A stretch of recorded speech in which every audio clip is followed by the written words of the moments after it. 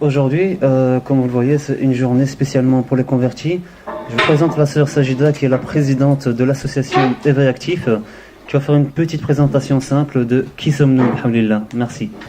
J'ai voulu en fait créer l'association parce que en tant que moi-même convertie, j'ai rencontré quelques difficultés, d'abord avec ma famille, qui a eu du mal à accepter ma conversion. Et ensuite, par rapport aux fréquentations, je trouvais qu'il y avait un manque en fait au niveau de l'encadrement des convertis. Et voilà, j'ai voulu créer l'association en fait pour combler ce manque. L'association existe depuis janvier 2008. Donc, elle comprend 2 comités, un comité social et un comité éducatif. Le comité éducatif, en fait, il y a des cours d'arabe pour les débutants, ainsi que des cours d'initiation à l'islam, ouverts à tous aussi, donc également aux personnes non musulmanes. Et concernant le comité social, il prend 2 points différents. Le premier, donc, sert à faire des journées comme aujourd'hui, des journées rencontres avec des convertis. Elle sert à l'orientation. On rencontre les familles des convertis sur demande, voilà, pour expliquer un peu aux parents pourquoi leur enfant s'est converti ou pourquoi leur famille s'est convertie. On les accueille également durant le mois de Ramadan. On leur trouve des familles chez qui aller manger pour pouvoir ressentir l'ambiance du Ramadan. Et on fait également des distributions de repas pour les sans-abri, ainsi que des vêtements, des couvertures. Donc voilà. Qu'est-ce qui a fait que vous vous êtes converti? Donc vous êtes belge de souche et vous êtes devenue musulmane. Aujourd'hui, on vous voit avec. Qu'est-ce qui a fait que vous êtes converti? En fait, j'ai grandi dans un petit village en fait où il n'y a aucun musulman, même pas des Africains. Je veux dire, c'est vraiment des Belges. Les seuls immigrés qu'il y a, ce sont des Italiens. Et donc un jour. Enfin, moi, je veux dire, j'avais jamais entendu parler d'islam avant. Et un jour, je veux dire, je suis allée à la bibliothèque et j'ai rencontré une femme qui était musulmane voilée. Et elle prenait un livre dans ses mains et je l'ai vue qui embrassait un Coran. Et ça m'a choquée. Je me suis dit, pourquoi elle embrasse un livre? Celle-là, elle n'est pas normale ou je sais pas. Et en fait, ma curiosité a été plus forte. Je suis allée trouver la jeune fille et je lui ai dit, voilà, excuse-moi de te déranger, mais j'aimerais bien savoir pourquoi tu as embrassé un livre. Je veux dire, c'est que des pages et tout. Elle m'a expliqué qu'en fait, le livre qu'elle a embrassé, c'était le Saint-Coran. Et elle a commencé à me parler un peu de l'islam comme ça. Et je sais pas, en fait, j'ai ressenti quelque chose de très fort. J'aurais voulu, en fait, qu'elle s'arrête jamais de parler. Elle m'a expliqué l'histoire comme de quoi Jésus faisait partie aussi de la religion islamique, tout comme Moïse, tout comme Adam et Ève. J'ai remarqué les points communs avec le christianisme. Et alors, je me suis sentie attirée. J'ai trouvé des réponses, en fait, des failles que j'avais trouvées au christianisme. Vous étiez chrétienne pratiquante auparavant? Non, pas pratiquante, non. On allait à l'église. Baptisée, mais sans plus. Petite communion, mais à l'église pour les baptêmes, sans plus, quoi. Vraiment très, très limité. Mais je cherchais au fond de moi mon identité, en fait. J'ai cherché, avec plusieurs personnes de mœurs différentes. Donc, ma meilleure amie était genre un peu punk, comme ça. Je me suis cherchée même de ce côté-là et tout. Je ne me suis pas trouvée totalement. Donc, je suivais un rythme sans me trouver réellement. Et quand j'ai découvert l'islam, en fait, j'ai découvert que j'avais pas besoin de me chercher. J'étais déjà moi-même, en fait. Et j'ai voulu en savoir plus. Elle m'a parlé pendant quelques heures. Et j'ai pas pu attendre. Je me suis convertie tout de suite. Au moment même? Au moment même. Après quelques heures de discussion, j'ai récité la shahada et ça a été fait, quoi. Je suis rentrée chez moi, j'étais musulmane. Et vous n'aviez pas déjà des appréhensions de l'islam par rapport à ce qui se disait dans les médias ou ce que vous entendiez déjà? Avant les éléments du 11 septembre, j'avais 16 ans quand je me suis convertie. On n'en parlait absolument pas comme on en parle aujourd'hui. Et comme je vous dis, je venais de la campagne, donc pour moi l'islam je ne connaissais pas du tout. Je savais que les femmes portaient le voile, qu'on ne mangeait pas de porc et qu'on ne buvait pas d'alcool. C'est tout ce que je savais. Et là, je veux dire, j'ai voulu en savoir plus, quoi. Comment a été prise cette conversion par votre famille quand vous êtes rentrée à la maison et que vous avez dit, voilà, je suis musulmane? Ça s'est passé comment? Non, je ne l'aurais pas annoncé, en fait. Mais j'allais voir le centre PMS de mon école, à qui je parlais beaucoup. Et j'avais beaucoup de problèmes dans mon adolescence avec mes parents. Et donc, je veux dire, on a eu un rendez-vous avec un juge. Et c'est le juge qui a annoncé en fait comme de quoi j'étais convertie alors que j'avais demandé à ne pas le dire, quoi. Donc ça a été un grand choc pour eux du fait qu'ils s'y attendaient pas du tout. Déjà que pour moi je ne m'y attendais pas, ça a été très soudain. Pour eux ça a été la coup de massue sur la tête, quoi. Très mauvaise méthode pour annoncer à ses parents qu'on est converti. Et comment, voilà, votre fille nous raconte comme quoi elle s'est convertie par cette rencontre. Au moment où le juge vous annonce là, comment l'avez-vous pris? Je vais dire que j'ai pris à ce moment-là comme une grande trahison.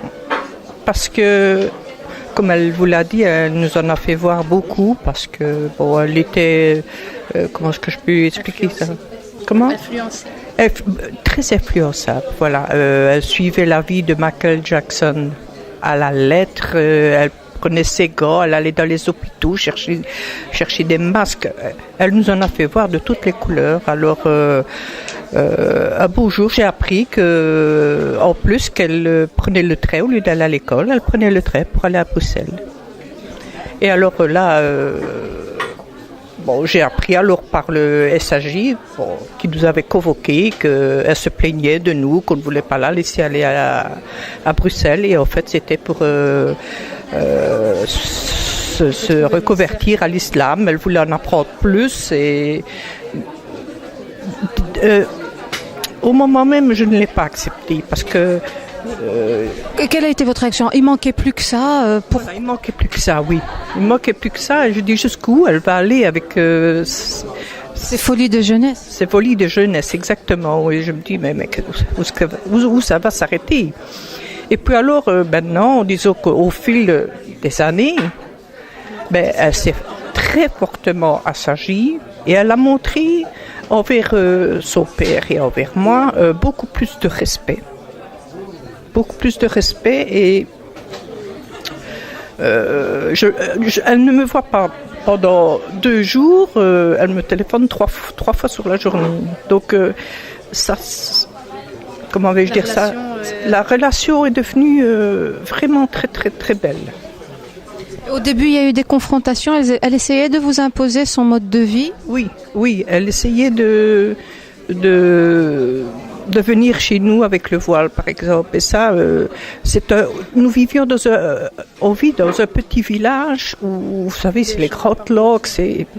Donc vous avez subi aussi des pressions de la part du voisinage. Voilà, exactement, oui. Parce que surtout le voisinage. Moi, à la limite, et mon mari, on l'acceptait. Mais au début, je ne voulais pas la voir avec le voile. Elle pouvait s'être convertie, elle pouvait croire à cette religion. Je ne m'y opposais pas, parce que de toute façon, elle faisait ce qu'elle voulait. Quand elle avait une idée dans la tête, elle n'avait pas autre part. Mais je ne voulais pas la voir avec le voile. Et puis alors, je dis au fil des années, maintenant, je la vois, je vois que ça ne me fait plus rien. Comment voyez-vous auparavant, avant que votre fille arrive avec cette identité musulmane qu'elle a adoptée, comment connaissiez-vous l'islam? Que connaissiez-vous de cette religion? En fait, je ne comprenais pas grand-chose. Tout ce que j'ai appris, c'est elle qui me l'a appris. Et les médias aussi, la télévision, les éléments du 11 septembre qui sont arrivés quelques mois après ma conversion, ça n'a pas facilité les choses. Et puis finalement, comme elle a dit, je me suis assagie, j'ai commencé à respecter les règles islamiques. Bon, j'ai pris beaucoup sur moi et tout. Et puis elle a vu mon changement, mon amélioration dans mon comportement. Elle a vu que je tenais à la voie que j'avais choisie, que c'était la voie dans laquelle je me sentais bien. Et puis maintenant, quand je vais chez eux, elle prépare à manger halal. Elle se tape 25 km pour aller chercher à manger dans une boucherie halal à Liège. Avis au boucher pour venir dans votre village alors? Oui, voilà, c'est ça. Bienvenue à Oreille. Oui, je respecte cette tradition. Je ne lui ferai jamais mettre de l'alcool dans quelque chose ou bien manger une viande qu'elle ne peut pas manger. Ça, je respecte. Qu'est-ce que vous auriez à dire aux parents qui ont vécu exactement les mêmes tornades que les vôtres, les mêmes souffrances? Est-ce que vous auriez quelque chose à leur dire? Oui, je vais dire que c'est inutile de s'opposer parce que c'est quelque chose tout compte fait. Moi, ça m'a très bien réussi puisqu'elle a changé, elle est devenue beaucoup meilleure que ce qu'elle était avant. étant petite, elle a été un enfant sage et tranquille, mais en adolescence, elle nous en a fait beaucoup souffrir. Mais maintenant, je dois dire que je dirais, si je devrais parler aux autres parents qui, comme moi, ont leur enfant qui se sont convertis, qui ne doivent pas en avoir peur, que c'est leur choix et que ça ne peut pas leur faire de mal, de toute façon.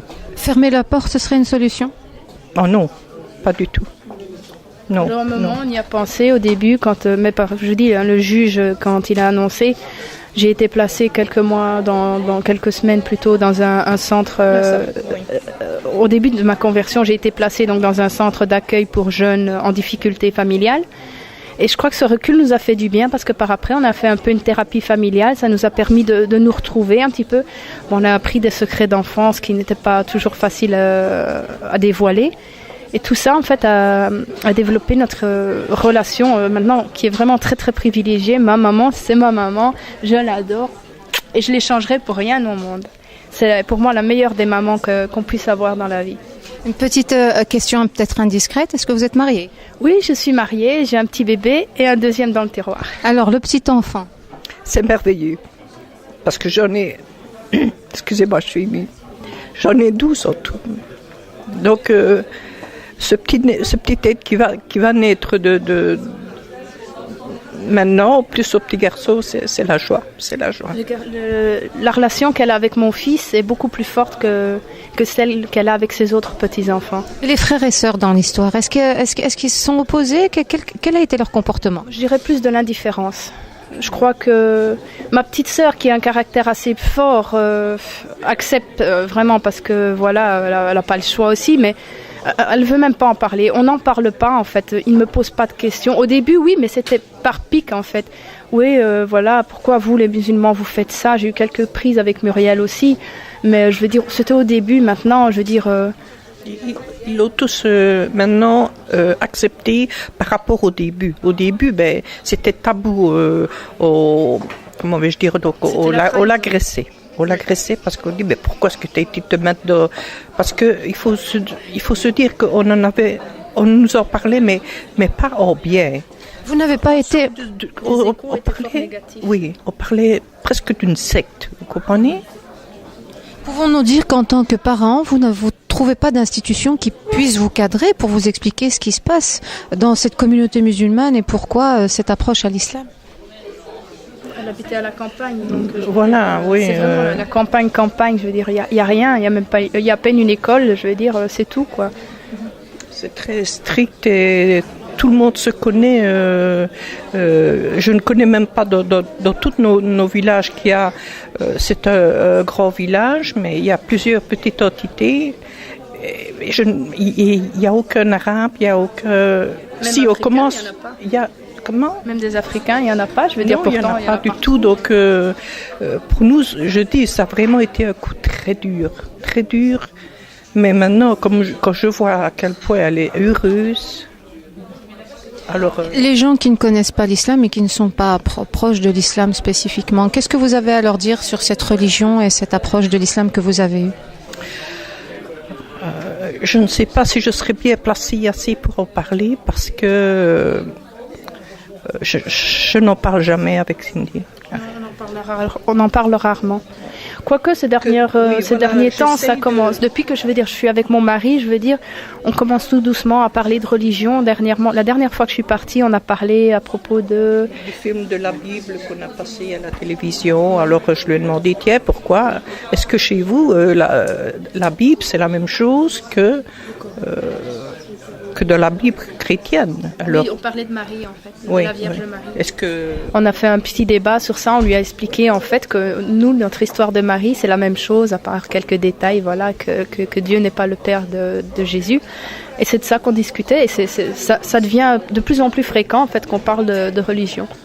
Vous êtes marié, vous sentiez obligé de vous marier avec un nom belge ou est-ce que vous êtes marié avec un belge? Je ne sais pas. Non, je suis mariée avec un Marocain, mais je veux dire, il n'y avait aucune obligation, c'est juste que voilà, l'amour, on ne choisit pas, quoi. C'est venu, je veux dire, voilà, ça aurait été un belge, ça aurait été la même chose, mais Alors les filles qui ont suivi votre parcours, un parcours parallèle, qui ont des difficultés, qu'est-ce que vous auriez, vous, en tant que convertie, à leur donner? C'est justement pour ça que j'ai créé l'association. C'est pour éviter que des histoires comme la mienne se reproduisent. Au début, comme je veux dire, le coup de massue, moi je me bats maintenant pour que les gens annoncent à leurs parents qu'ils se sont convertis au moment où ils ont déjà un certain savoir, au moment où ils ont déjà une préparation, au moment où ils sont prêts de répondre aux questions de leurs parents. C'est pas, moi je regrette la façon dont j'ai annoncé où on a annoncé à mes parents. Si je t'ai recommencé, je lui expliquerai avant pourquoi je me suis convertie, je leur ai expliqué pourquoi mes choix, pourquoi. Et donc les conseils que je devrais donner aux jeunes qui se convertissent, c'est patienter. Patienter vraiment. Dites les choses, vous avez votre temps. L'islam, il est resté secret 13 ans. Patientez le temps qu'il faut.